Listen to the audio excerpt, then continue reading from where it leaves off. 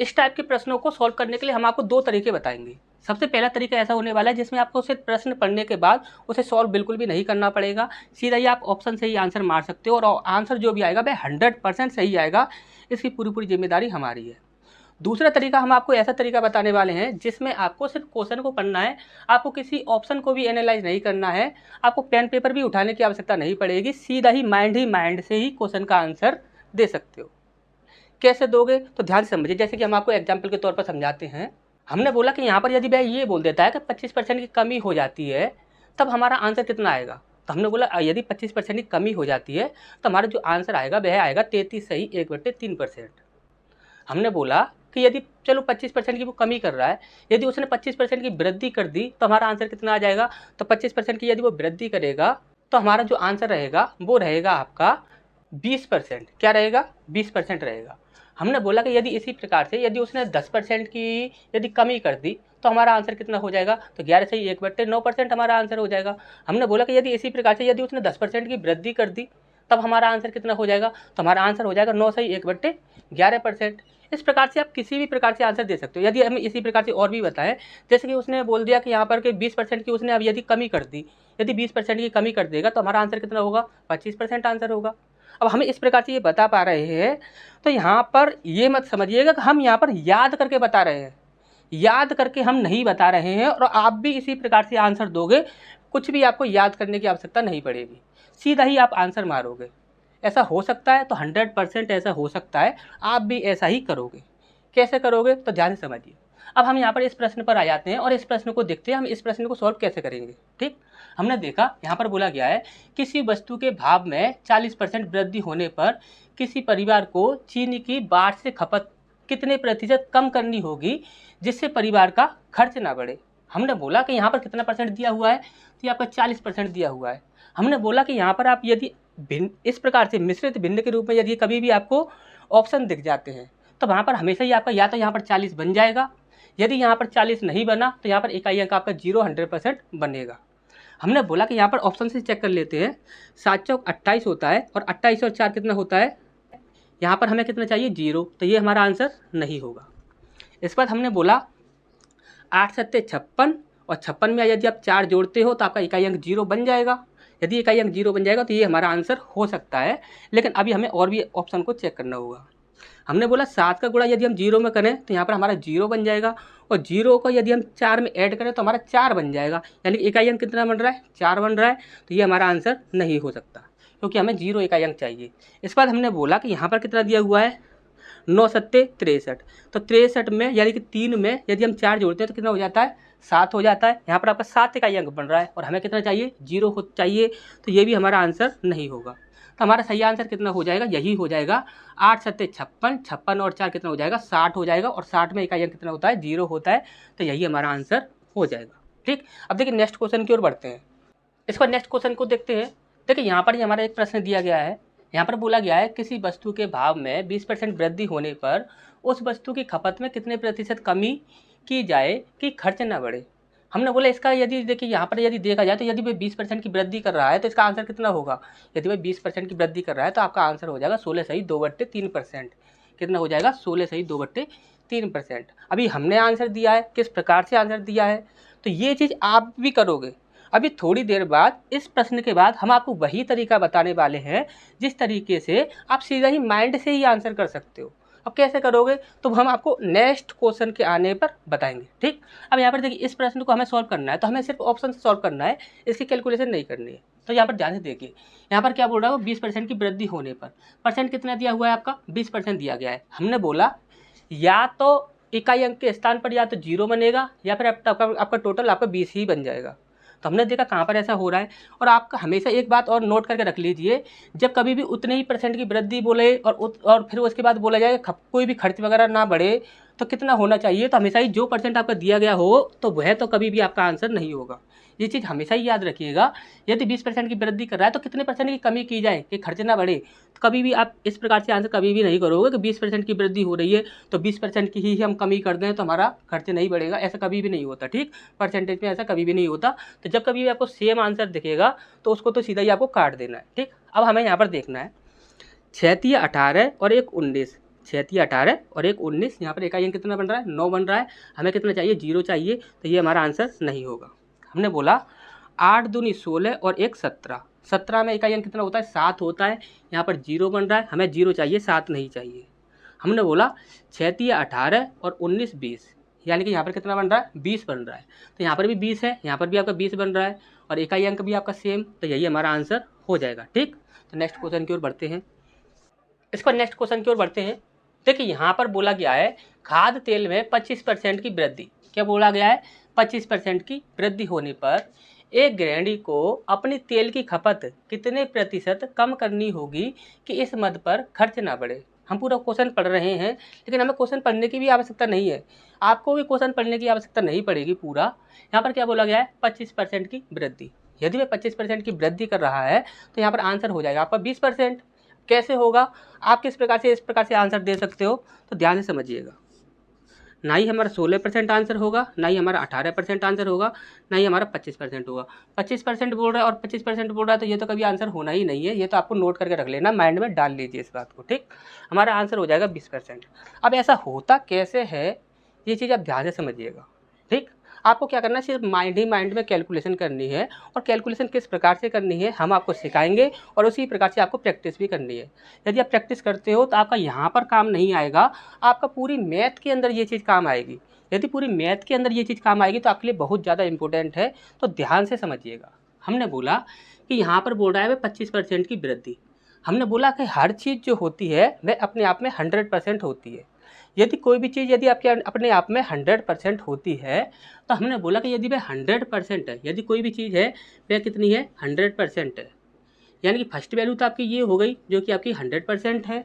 हमने बोला यदि आप क्या बोल रहे हो कि 25% की वृद्धि कर दो, यदि 25% की वृद्धि करने के लिए बोल रहे हो तो हर चीज़ अपने आप में 100% होती है, तो वो कितनी हो जाएगी 125%। कितनी हो गई 125%, यानी कि यहाँ पर फर्स्ट वैल्यू जो थी वो तो 100 थी और सेकंड वैल्यू कितनी थी, यानी कि लास्ट भी बोल सकते हैं इसे, तो फर्स्ट वैल्यू तो आपकी 100 है और लास्ट वैल्यू कितनी है 125%। ठीक, तो हमने बोला कि यदि वृद्धि या कमी कुछ भी नहीं होगी तो वहाँ पर क्या होगा कि यानी कि ये वैल्यू जो है हमें 100 में कन्वर्ट करनी होगी, क्योंकि पहले भी इतनी थी और अभी भी इतनी ही होनी चाहिए। यदि दोनों बार एक जैसी ही कंडीशन रहेगी तो ना तो वृद्धि होगी ना ही कमी होगी।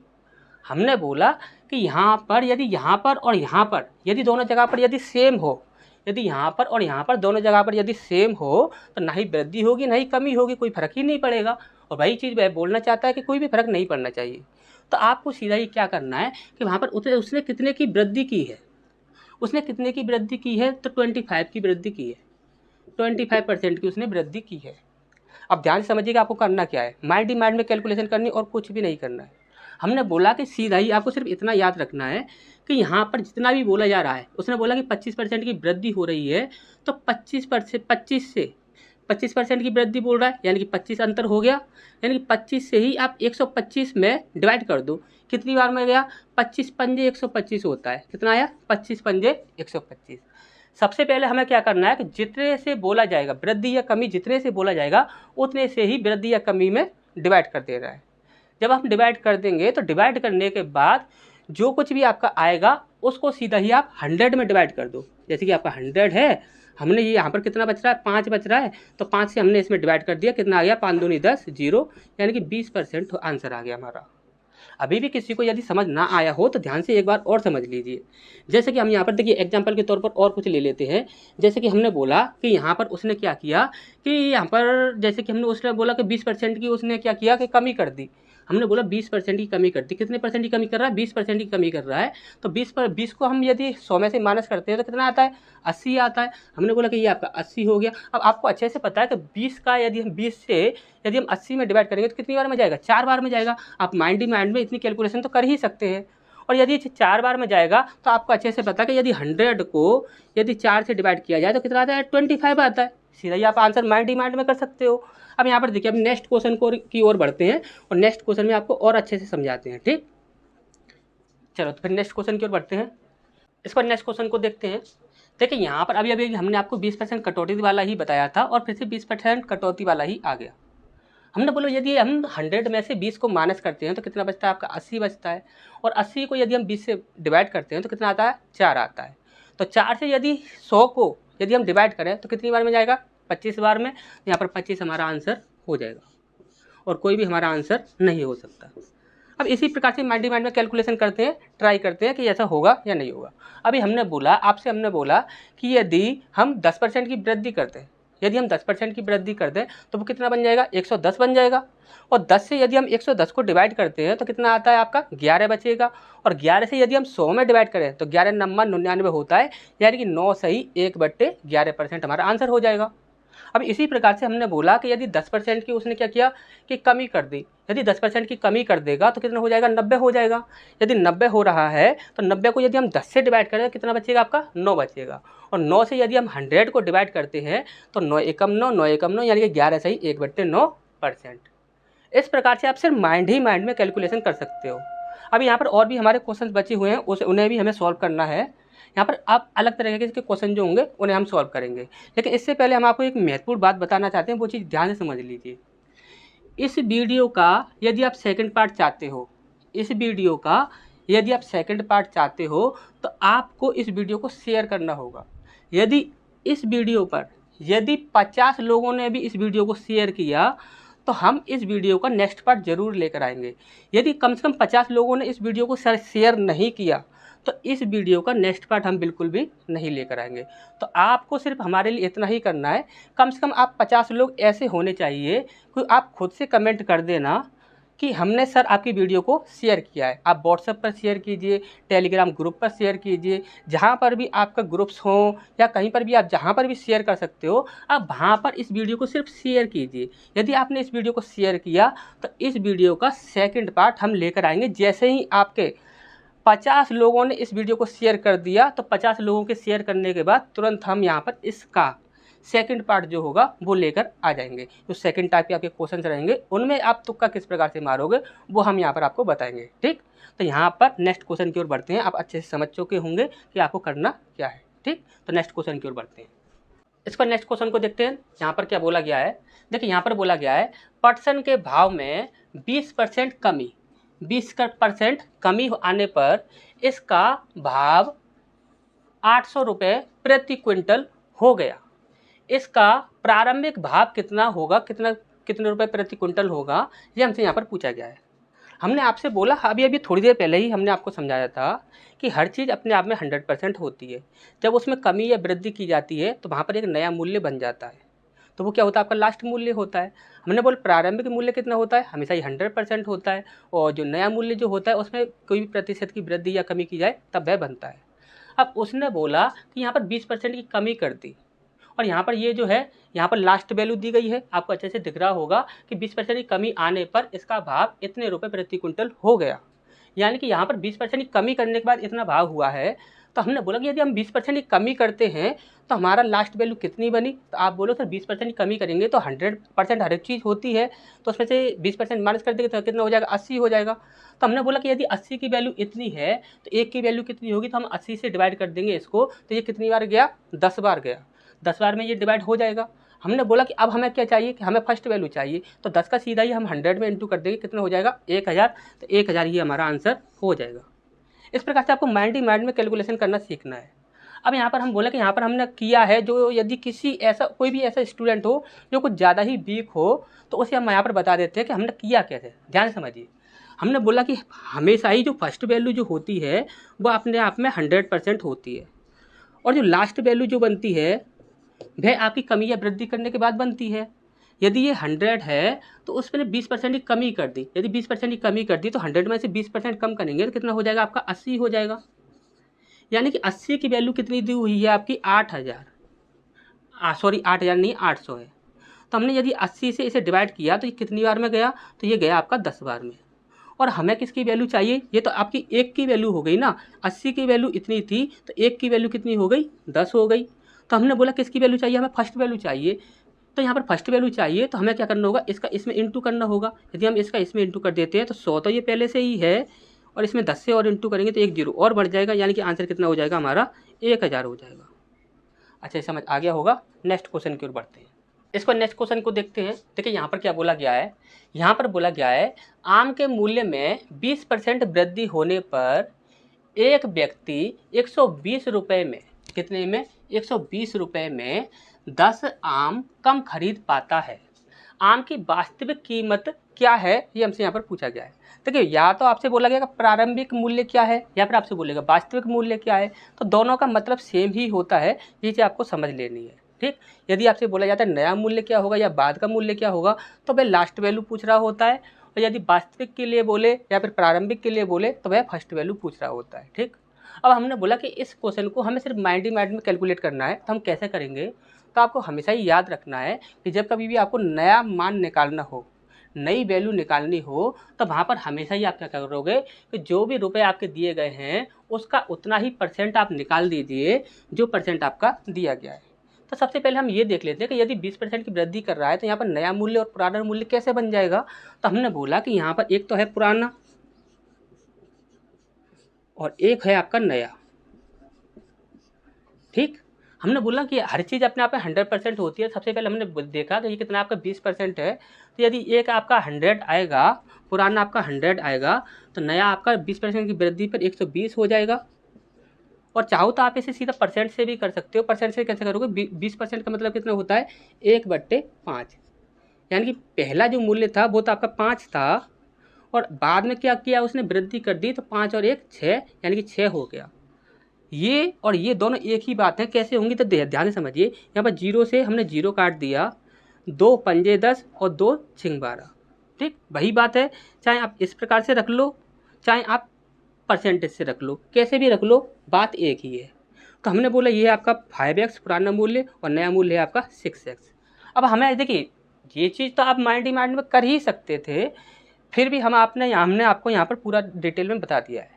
अब हमने बोला कि अब हम इस प्रश्न को सिर्फ माइंड में सॉल्व करेंगे और कुछ भी हमें नहीं करना है। कैसे करेंगे? तो ध्यान से समझिएगा। हमने बोला कि यदि हम 120 का 20% यदि हम निकालते हैं तो नीचे 100 लगेगा। यदि 100 लगेगा तो एक जीरो और एक जीरो, जो दोनों एक जीरो आपस में कैंसिल हो जाएंगे, तो आपका बचेगा कितना? 12 दूनी 24। कितना आया आपका? 24 आया। यानी कि 10 आम की जो कीमत है वो कितने है? 24 रुपये। 10 आम की कीमत यदि 24 रुपये है तो हमें कितने की चाहिए? एक की चाहिए। तो एक आम की कीमत कितनी हो जाएगी? तो यहाँ पर 10 से जब हम डिवाइड करेंगे तो पॉइंट लग जाएगा। यानी कि एक आम की कीमत यदि 24 है तो 10 की कितनी हो जाएगी? 2.4। तो 10 की कीमत कितनी हो गई? 2.4। सॉरी, एक की कीमत कितनी हो गई? 2.4। यानी कि नए मूल्य में एक आम की कीमत कितनी है? 2.4। कितनी है? 2.4। अब यहाँ पर दिया गया कि नए आम की कीमत यहाँ पर 6 है, और आप बोल रहे हैं नए आम की कीमत कितनी है? 2.4 है। यहाँ पर हमने बोला यदि 6x की वैल्यू यदि 22.4 है तो यहाँ पर 1 की वैल्यू कितनी हो जाएगी? यानी 6 की वैल्यू यदि 2.4 है तो 1 की वैल्यू कितनी हो जाएगी? आपने बोला 6 से सीधा ही डिवाइड कर दो, 6 चौक 24 होता है, यानी कि 0.4 हो जाएगा। कितना हो जाएगा? 0.4। ये है अब आपकी एक आम की कीमत। पहले ये आपकी एक आम की कीमत नहीं थी, ये आपकी 6 आम की कीमत थी। यदि वह उस समय पे 6 आम की कीमत थी तो अब एक आम की कीमत कितनी है? 0.4। हमने बोला कि नई कीमत यदि हमसे पूछी जाती तो हम ये आंसर कर देते। एक आम की कीमत कितनी है? इतनी है। अब हमने बोला कि यहाँ पर हमसे क्या पूछा गया था? वास्तविक कीमत पूछी गई थी, यानी पुराने मूल्य जो था वो हमसे पूछा गया था। हमने बोला पुराना मूल्य कितना था? 5x था। यदि हम 5 में यदि हम इससे इंटू करते हैं तो 5 चौक 20 होता है, और 20 में एक जीरो जो आएगा वो आपका पॉइंट को काट देगा, तो हमारा आंसर कितना हो जाएगा? आपका 2 रुपये। अभी भी अच्छे समझ ना आया हो तो ध्यान से समझिएगा, हम आपको दोबारा से समझाते हैं। यहाँ पर हमने बोला कि यदि हम 120 का, देखिए 120 का यदि हम 20% निकालते हैं, 20% यदि हम निकालते हैं तो यहाँ पर 2 जीरो से एक जीरो ये और एक जीरो ये, दोनों जीरो कट जाएंगे। अब यहाँ पर हमारा बचा कितना? 12 दूनी 24। कितना आया आपका? 24 आया। हमने बोला 10 आम की कीमत 24 है तो एक आम की कीमत कितनी होगी? तो हमने बोला कि 24 में हम क्या करते हैं? 10 से डिवाइड कर देते हैं, तो कितना आ जाएगा? 2.4 आ जाएगा। कितना आ जाएगा? 2.4 आ जाएगा।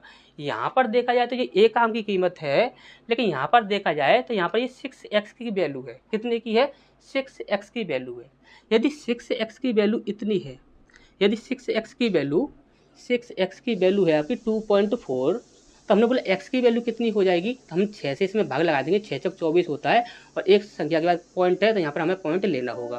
तो कितना हो जाएगा आपका? x की वैल्यू कितनी होगी आपकी? 0.4 हो गई। अब हमने बोला कि यहाँ पर 0.4 यहाँ पर x की वैल्यू है और हमें किसकी चाहिए, पुरानी वैल्यू पूछी गई है, यानी कि वास्तविक वैल्यू हमसे यहाँ पर पूछी गई है। तो हमें क्या करना होगा, इसमें इंटू करना होगा। यदि हम इसमें इंटू कर देते हैं तो यानी कि यहाँ पर x की जगह पर हम इसे रख देंगे, यानी कि 5 गुणा 0.4 का हम कैसे लिख सकते हैं, 4/10। हमने बोला 5 से ये गया 5 दूनी 10 और 2 से ये गया 2 दूनी 4, यानी कि 2 रुपये हमारी कीमत आ रही है। यदि नई कीमत पूछता तो वही हो जाती, और पुरानी कीमत पूछ रहा है, यहाँ पर वास्तविक कीमत पूछ रहा है, तो यहाँ पर इस प्रकार से आप निकालोगे। ठीक, अच्छे समझ आया होगा।